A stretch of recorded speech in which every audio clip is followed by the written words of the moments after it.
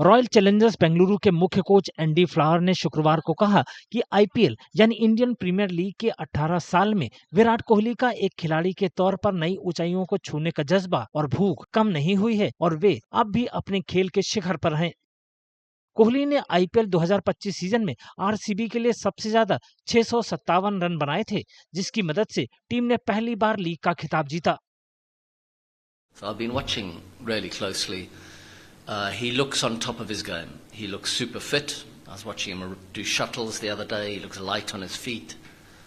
Very fit, very lean, very hungry. He's always been very hungry and determined.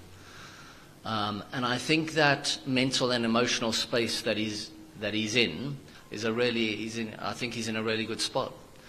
And watching him time the ball and strike the ball in training, I think he's at the peak of his powers. So